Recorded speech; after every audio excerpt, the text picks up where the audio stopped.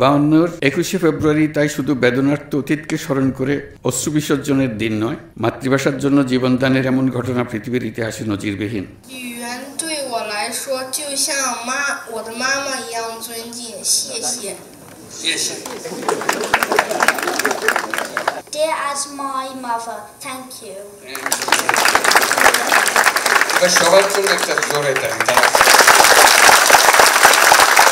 জনাব সভাপতি, সর্বজন শ্রদ্ধেয় প্রফেসর সিরাজুল ইসলাম চৌধুরী, অতিথিবৃন্দ, excellencies, and my little friends who gave me the greetings,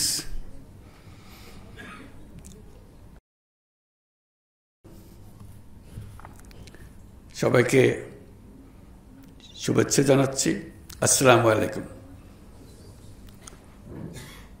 শুরুতে যারা আজকের অনুষ্ঠানের সবচেয়ে বড় ঘটনা, যারা পুরস্কার পেলেন, বন্ধু মনসুর মোসা এবং জোসেফ উইন্টার এবং আমাদের দূতাবাস, প্যারিসে আমাদের দূতাবাস, তাদের সবাইকে অভিনন্দন জানাচ্ছি আজকের এই অনুষ্ঠানে। তাদের এই অর্জনের জন্য এবং আমাদেরকে পথ দেখানোর জন্য, ভবিষ্যতে অন্যদের উদ্বুদ্ধ করার জন্য। আর যারা অলিম্পিয়াডে পুরস্কার পেয়েছ তাদেরকেও অভিনন্দন জানাচ্ছি।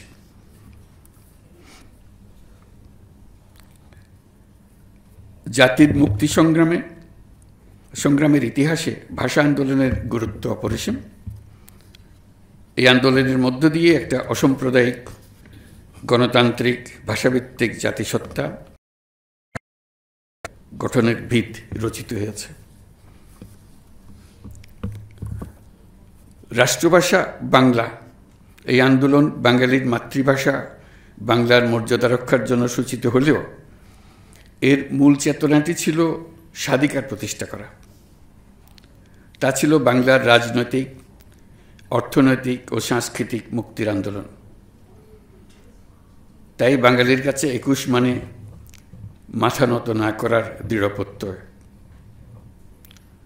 52 21শে ফেব্রুয়ারি তাই শুধু বেদনার্ত অতীতকে স্মরণ করে অশ্রু বিসর্জনের দিন নয়, বরং এক অবিনাশী প্রেরণা, সকল ধরনের অন্যায়, অবিচার, ষড়যন্ত্রের বিরুদ্ধে রুখে দাঁড়ানোর বীজমন্ত্র। বাংলাকে রাষ্ট্রভাষার স্বীকৃতি এনে দিতে আমাদের আত্মত্যাগ করতে হয়েছে অনেক। মাতৃভাষার জন্য জীবনদানের এমন ঘটনা পৃথিবীর ইতিহাসে নজিরবিহীন।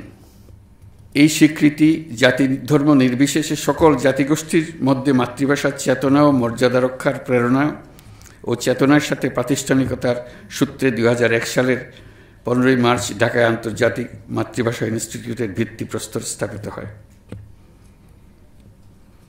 বিশ্বের সকল মাতৃভাষার সংরক্ষণ, উন্নয়ন, গবেষণার ইতিবৃত্তকে লক্ষ্য করে আন্তর্জাতিক মাতৃভাষা ইনস্টিটিউট তার যাত্রা শুরু করে। মাতৃভাষা যে কোনো নৃগোষ্ঠীর ইতিহাস, অর্থনীতি ও সংস্কৃতির বাহক। মাতৃভাষার সঙ্গে সকল মানুষের আত্মার সম্পর্ক। মাতৃভাষার পর মানুষ যত ভাষায় আত্মস্থ করুক, সেসব নতুন ভাষায় যতই পারদর্শিতা অর্জন করুক না কেন, মাতৃভাষাকে তার হৃদয়ের গভীরতা থেকে সরাতে পারে না। পৃথিবীর প্রায় সকল দেশে, নানা দেশের নানা ভাষার কিংবা হাতে গোনা কয়েকটি দেশের কিছু মানুষ নাগরিকত্ব গ্রহণ করে কয়েক ধরে বসবাস করে। নতুন দেশের ভাষা তাদের দৈনন্দিন জীবনে 24 ঘন্টার ভাষায় পরিণত হয়ে যায়। তবু সেই ভাষা মাতৃভাষায় পরিণত হয় না। তারা নিজেদের মধ্যে একত্র হলেই উৎসাহ সহকারে নিজেদের মূল ভাষায় ফিরে যায়। তাদের মূল ভাষা সৃষ্টি করে নিজেদের। যেসব শহরে তাদের মাতৃভাষাভাষীর সংখ্যা বেশি,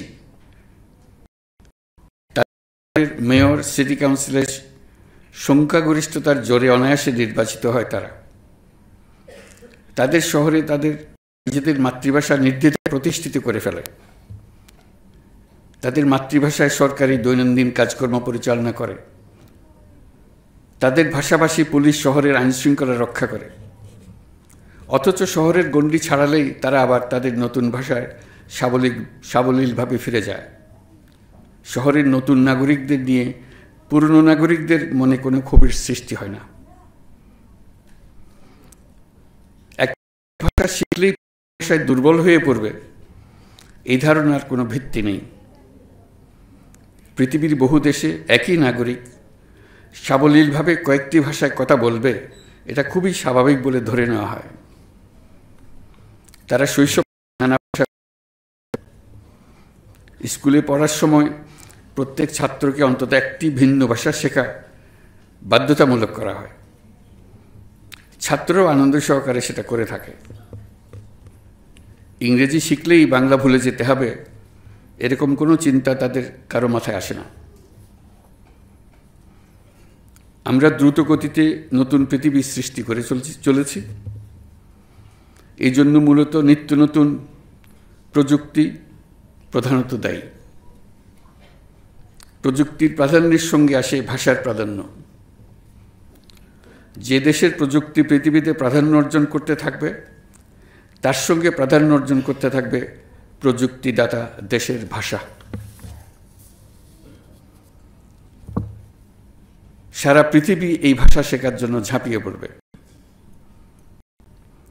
স্পুটনিক যখন মহাকাশে উড়ল, সারা পৃথিবী রাশিয়ান ভাষা শেখার জন্য ঝাঁপিয়ে পড়ল। যে স্কুলে, যে বিশ্ববিদ্যালয়ে রাশিয়ান ভাষা শেখানো হয় না, সেই শিক্ষা প্রতিষ্ঠানগুলো ছাত্রদের এবং অভিভাবকদের উৎসাহ হারিয়ে ফেলল।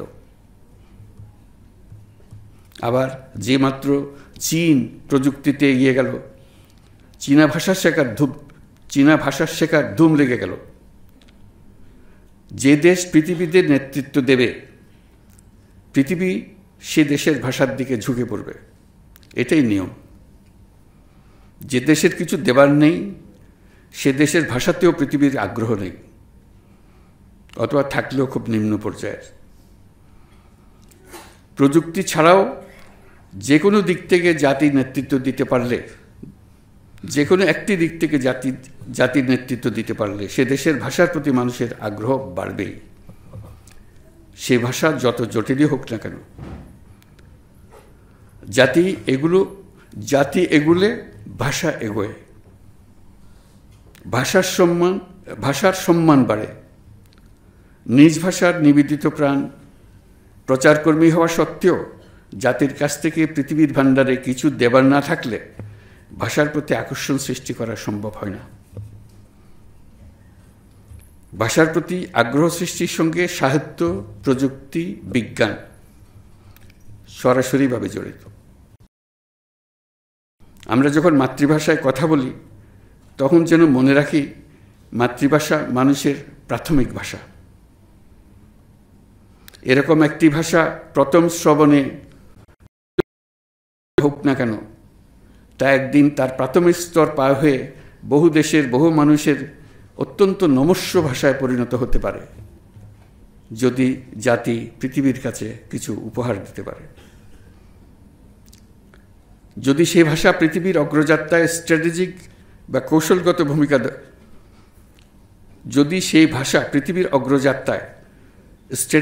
কৌশলগত ভূমিকা দখল করে নিতে পারে। আজ আমরা মাতৃভাষা দিবসে সকল মাতৃভাষা উন্নয়ন ও সংরক্ষণের জন্য প্রতিজ্ঞাবদ্ধ হলাম। আবেগের কারণ তো আছেই, মস্ত বড় স্বার্থের কারণও আছে।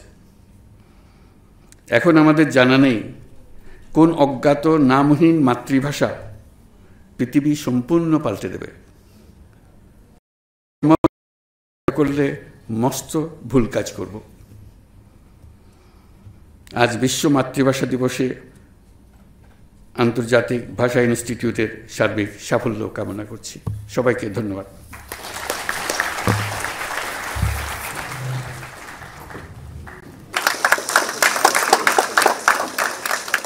যে কারণে তাদেরকে আবার নিয়ে আসলাম, আমাকে যখন শুভেচ্ছা দিয়ে গেল তাদের ভাষায় চমৎকার করে বললো, কিন্তু কেউ শুনতে পেল না, এত কষ্ট করলো তারা,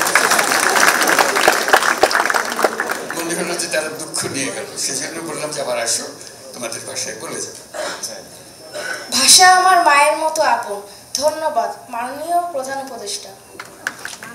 구슈강니 아마니 기탄 한탕니 미텔라. কোন ভাষা? 가로. গারো ভাষা। এটা গারো ভাষায় বলবো।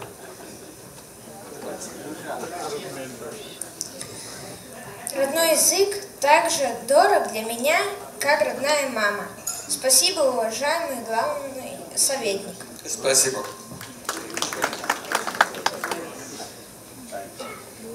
语言对我来说就像我的妈妈一样尊敬，谢谢。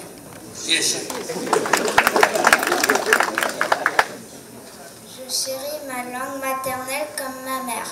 Merci, monsieur le conseiller en chef. Merci. Je chéris ma langue maternelle comme ma mère. Merci, monsieur le conseiller en chef. Bhasha Ingray Maila Kapun. I'm a Sharho, Chief Advisor. السلام عليكم ورحمة الله وبركاته. لغة الأم عزيزة علي مثل أمي. شكرا. El idioma es tan querido para mí como mi madre. Gracias.